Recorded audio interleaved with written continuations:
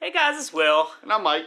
Here with a special episode. So last night, Mike and I went to the red carpet premiere of the final cut of Apocalypse Now, the 40th anniversary of the movie. Francis Ford Coppola went back and he created yet another version of the movie.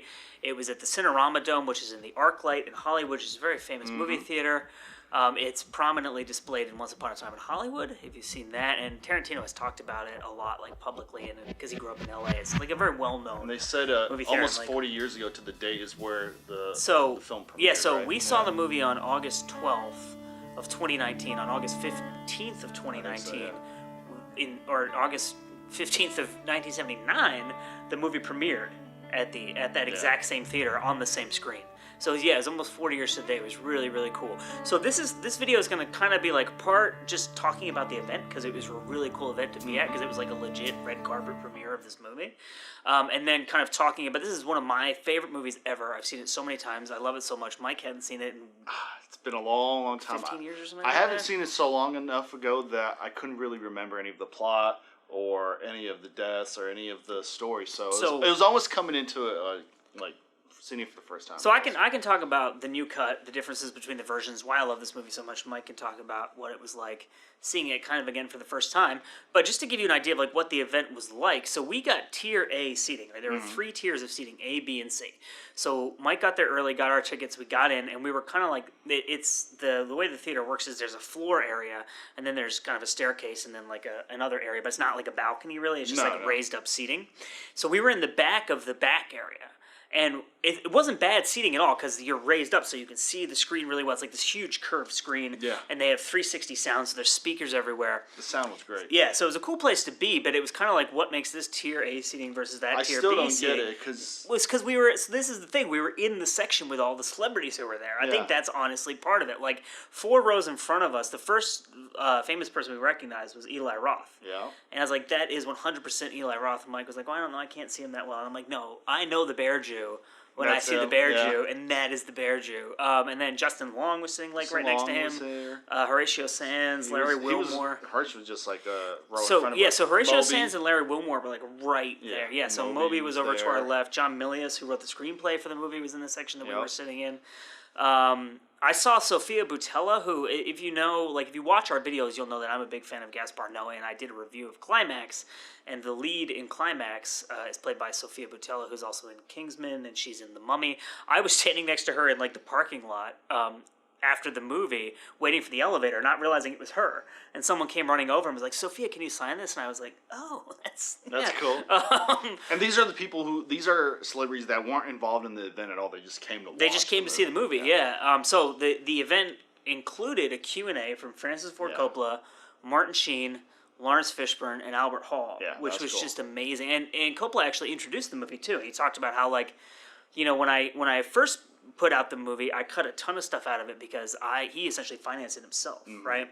He was like, so I was on the hook for all this money, and I wanted to make sure I would have a commercial success, so I kind of tried to cut out stuff I didn't think was necessary or was maybe too weird or whatever, right? And then he went back and looked at it maybe like 30 years later, and he was like, you know, this movie,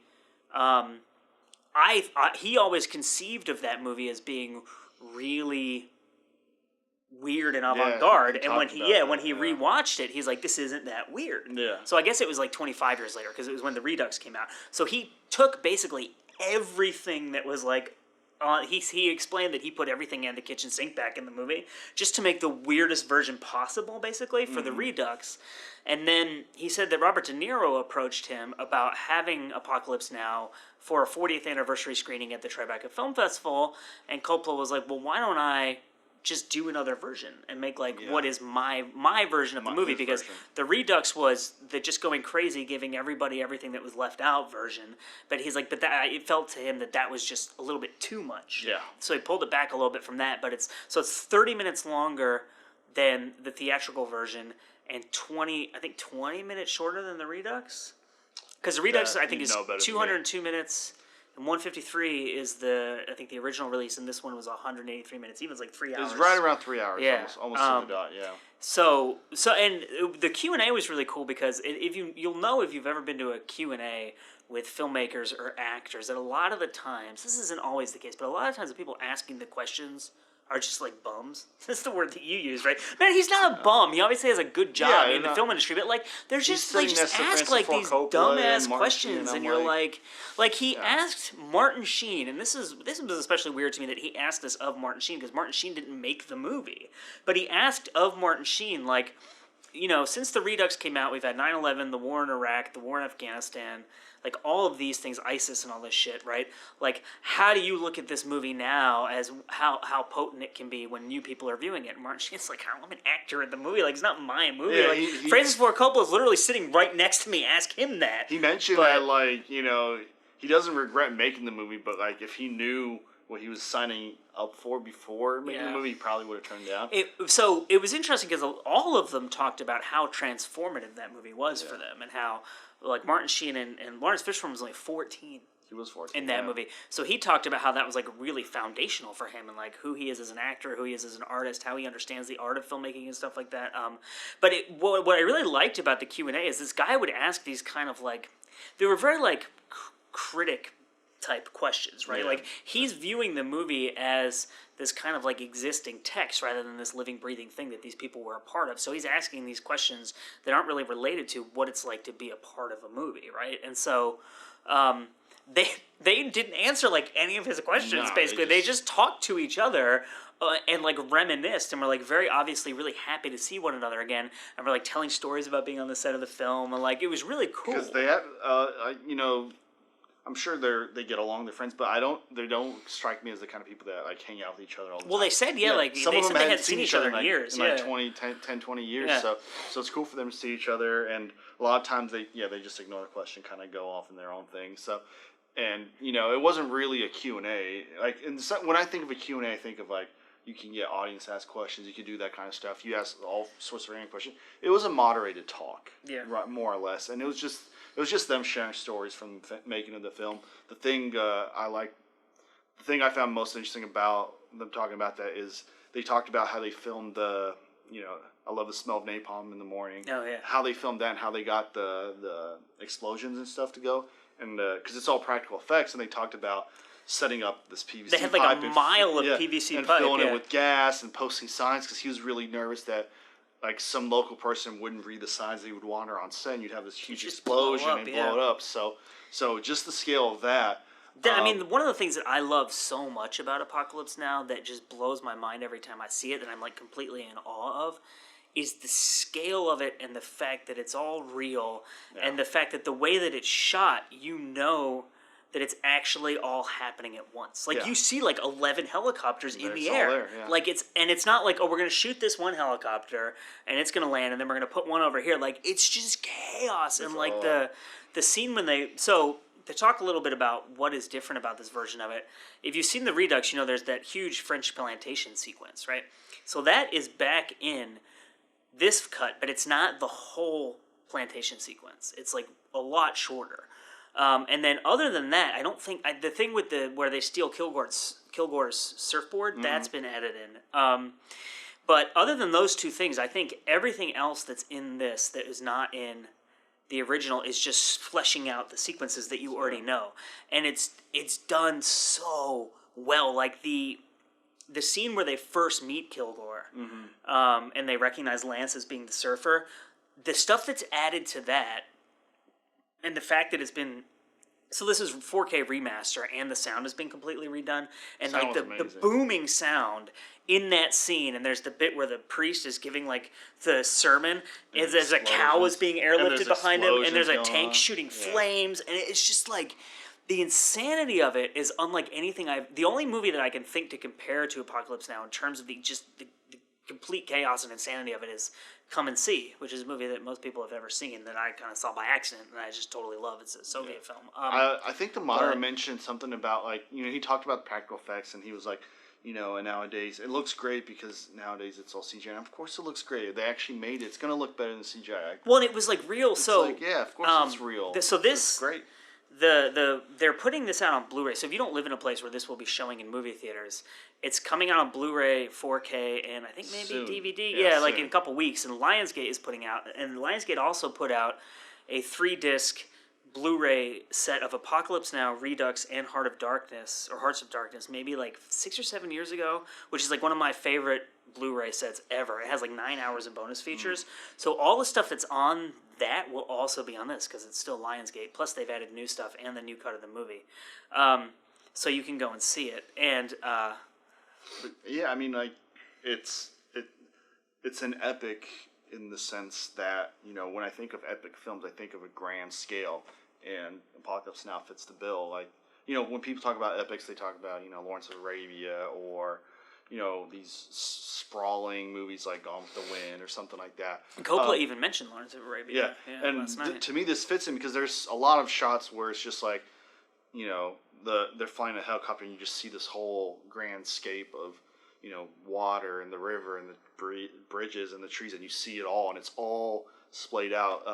One of my favorite directors, Sergio Leone, he does a lot of that too. I get a really big sense of scale in his films as well. Very wide shots. Good, the Bad, and the Ugly. Yeah, very wide shots and very close-ups. So you see a lot of these super wide shots in this movie, and it all looks great because they're not empty wide shots. Like Will was saying, it's a wide shot. You see this whole jungle, but then you see 11 helicopters flying back and forth in between. And it's all like real.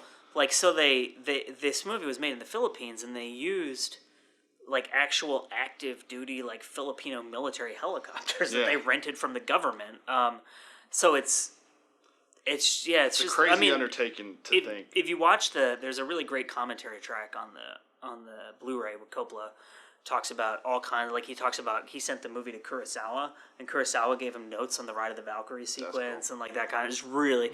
So the way that they extended the Ride of the Valkyrie sequence is just like it's like 10 minutes long because I think it's 5 minutes in the original version, and it's like almost twice as long, and just complete insanity. Like there's more explosions, there's more Robert Duvall, it's just awesome. Chaos. Robert Duvall's amazing. He's amazing in this movie, and.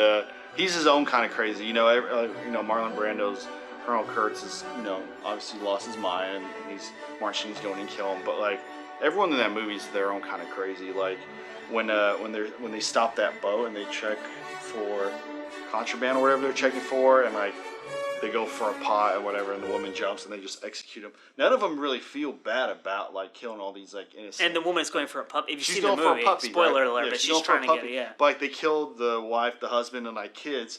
None of them feel bad, right? And even Martin Sheen kills her so they can't help her. It's like so they're all a little crazy in their own way. It's just like certain degrees. Like Kilgore's obviously just a lunatic too because he doesn't react to anything. No. He just wants to go surfing and doesn't care about. And he's really weird because like he's like super excited to bring death from above and drop all these bombs and burn out these villages. But then like when an innocent civilian comes up, like he treats them well and like he doesn't. Yeah, well that's what I think that's what makes one of the things that makes this movie so great is that the characters are so interesting. Like that guy.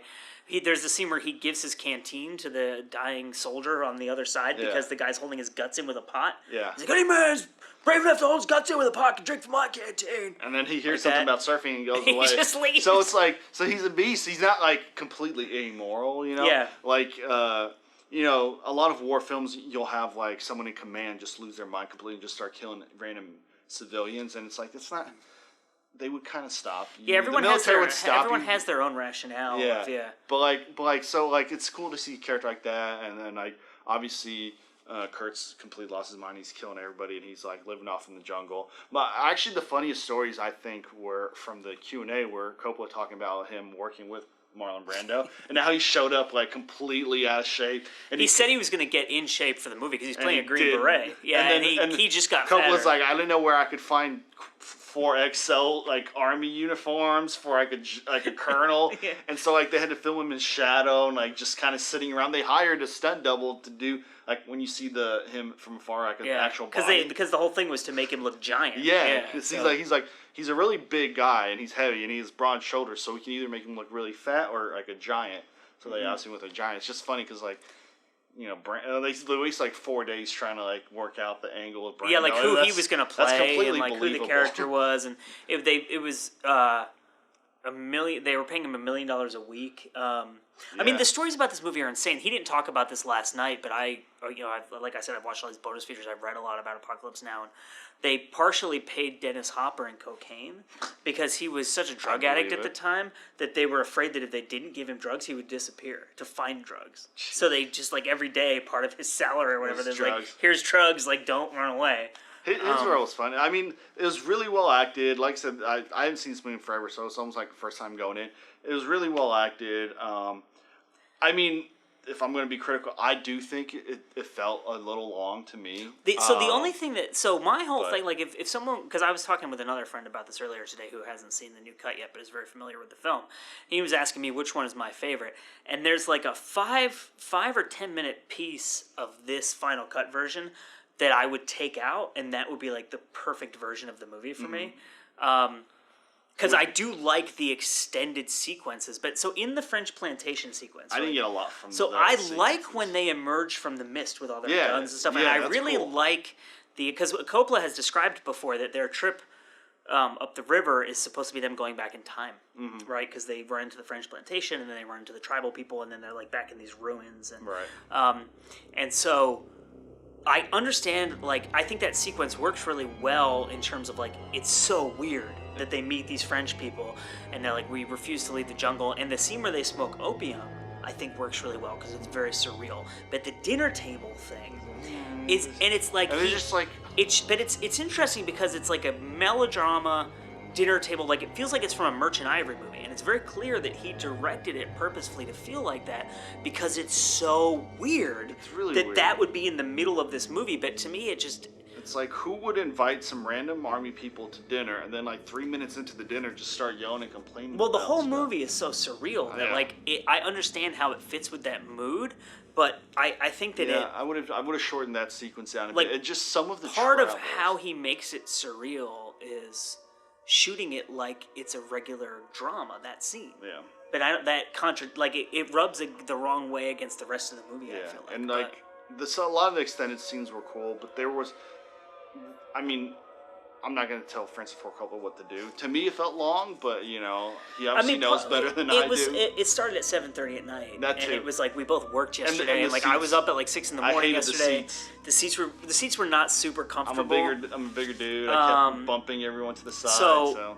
But that, like, if it had been at like noon on a Saturday, I would have been like, this is perfect. And it felt like on a couch with a drink. But the final thing I'll say is, like, I had never seen Apocalypse Now on a big screen. I'd seen it on a film projection once, but it was like played by a film club where I went for undergrad, and they had just like a screen and a film projector. Yeah. So I'd never seen it like in a theater on a big screen. It's definitely. And one of the things I love so much about this movie is that it like Mike said, it is like one of these huge epics, but it's also like a very psychedelic, weird, artistic, like experimental, like it has such a unique artistic vision, and it is able to achieve that vision so thoroughly that it's unlike anything I've ever seen, and to be able to experience that on the big screen with that sound, like if you're a fan of this movie, or if you're just a fan of like cinema in general, like I got more than any other time I've seen this movie, I got a lot of kind of feeling of stuff like Kenneth Anger and The Holy Mountain, which I've been trying to convince Mike to watch. I don't need to watch that. Like Jodorowsky, that kind of stuff.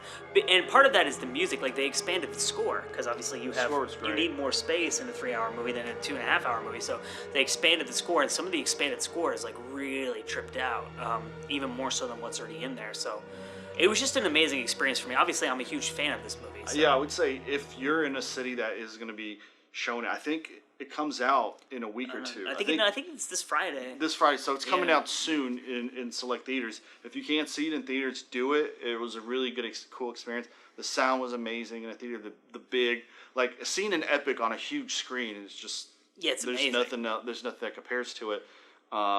So I would say if you can do that, obviously getting the Blu-ray and watching it at home on a big screen TV is also obviously nice. TV, but if you can for this one time, go do it because.